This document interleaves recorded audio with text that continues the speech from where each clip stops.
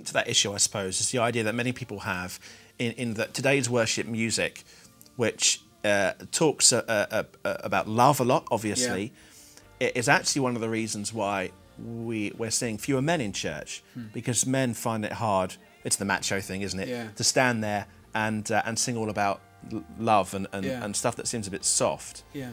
Do you think that's an issue? I think we've got to be careful. I mean, I think we've always got to be... I mean, that's what I've loved about being at Holy Trinity Brompton with the Alpha courses.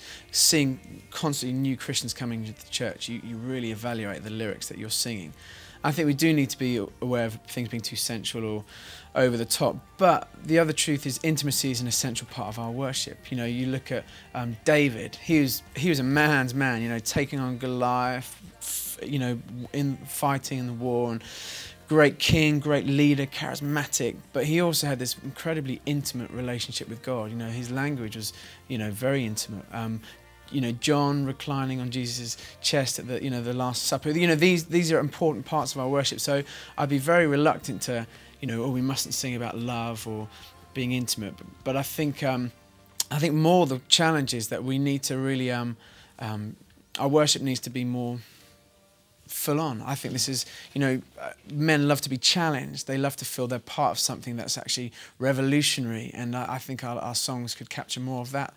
You know, I've also been thinking, I wonder whether some of our songs could be more terrace, you know, like the football stadiums, you know, the songs on the terraces, they're chants, they're kind of, you know, laddish kind of thing. And I wonder if we could have a few more of those songs that people really get caught up in. So that's the way to counter that. Just latch in to what makes men passionate, I suppose. Yeah. Yeah, I mean, God calls us, you know, to take up our cross, you know, to follow him, to deny ourselves. And these are hard things. They don't come easily. So I think we need songs about that, as well as songs about, you know, Jesus being closer than a brother, you know, being a friend forever, being, you know, the love of our hearts, our souls. Is worship too me-centred these days? And by that I mean, you often hear people who come out of a time of worship and sometimes say, oh, I didn't get anything out of that. Yeah. And sometimes I think, well, it's sort of not for you to get anything out of it because you're worshipping God. Have we fallen into a trap of being a bit me-centred? I think it's always something you have to watch out for. Is, you know, worship to God, for God, and about God.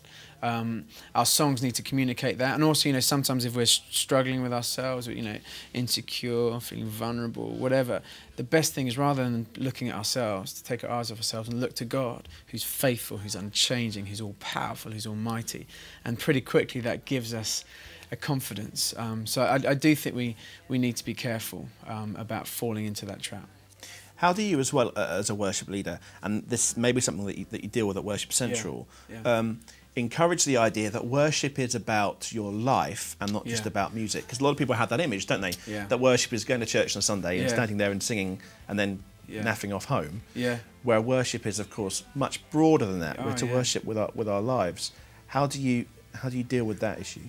Yeah, well, I mean, I think a danger has been with that, once it's an explosion in worship songs and worship resources, the danger is people start to love worship rather than loving God. Sure. So I think we teach about whole aspects of worship, and actually we try and write songs that communicate that. You know, there's a song I've written called Everything, which is about God being at the centre of our working, our resting, our sleeping, our dreaming, our hurting, our healing, all of these different aspects. You know, so often I can think of my relationship with God happens when I'm at church on a Sunday, but actually I can worship God wholeheartedly when I'm, you know, cycling into work, when I'm watching television, when I'm chatting with my wife and friends. You know, all of these aspects, if we do it to the glory of God, if we're living our lives, you know, if we're aligning our hearts, souls and minds to the will of God, then it's all worship. So we do need to get people a bigger picture of worship, you know, that creation is alive, worshipping God. So actually as we gather together and sing our songs, we're singing on behalf of creation, you know, the sense of worship and justice,